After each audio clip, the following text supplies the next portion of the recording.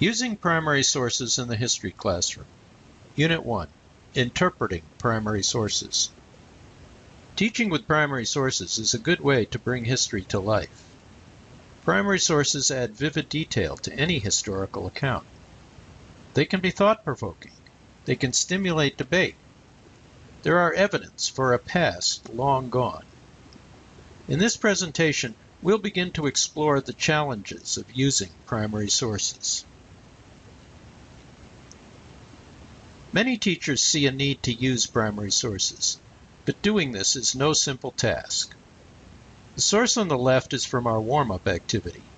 It's about installment buying in the 1920s. We'll use this source throughout this presentation, so take a minute to read it through.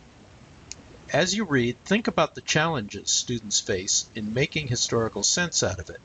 Challenges of language, meaning, context, point of view. Students need to learn several skills to use primary sources effectively. Here are the 5 key skills we'll stress in this entire course.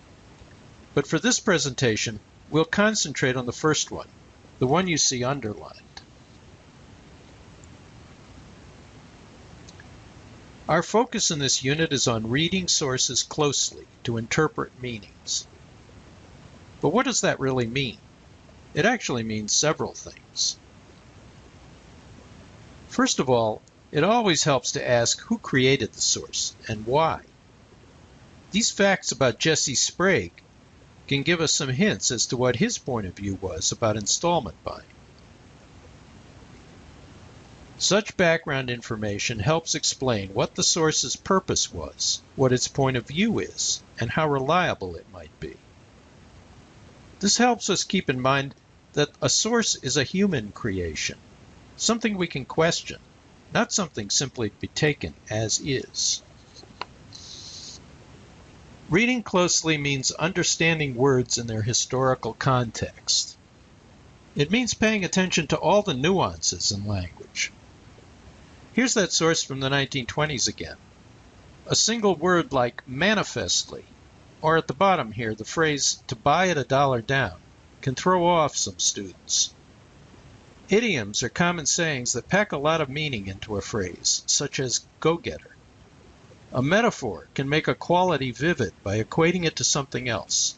Aggressive salespeople to flying squadrons, for example. Give students time to read slowly and thoughtfully. For instance, take this flying squadron metaphor. Metaphors often express strong emotions or reveal hidden assumptions.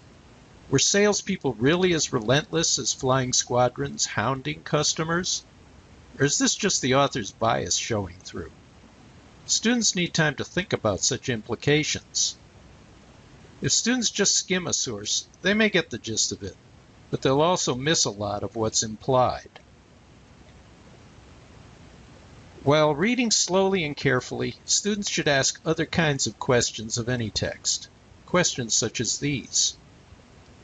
We don't want students passively absorbing words without any focus of their own. Students need to be active readers. Asking questions will make them true history detectives, using sources as evidence to support claims or clarify key concepts.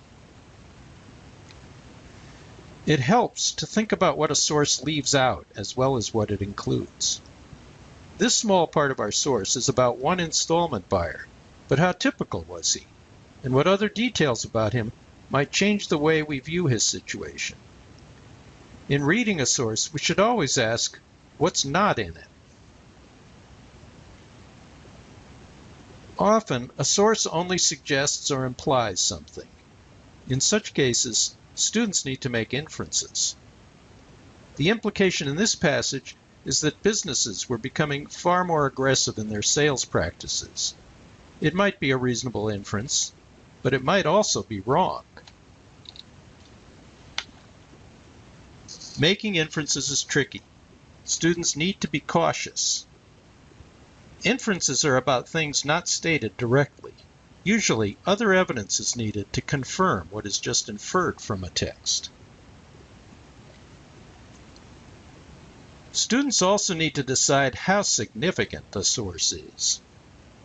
For example, in the 1920s, did installment buying alter consumer behavior significantly? Did it change family life in major ways? Was it influencing broader social and cultural attitudes and values? To determine a source's significance, here are 4 questions to ask about it. These 4 could be a useful checklist students can use with various sources. For example, students might wonder how typical a source about one individual really is. Finally, what gives a source meaning is a broader historical question. The questions should matter to historians, to the public in general, to students. Students are right to wonder, why bother with this source? Reading for information alone won't motivate them much. They need to know what the source is evidence of and why that matters. Here are some guiding questions students might ask about the 1920s.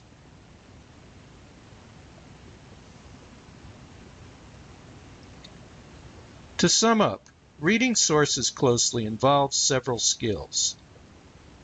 As this list makes clear, reading closely and interpreting sources meaningfully is not a mere matter of reading one word after another.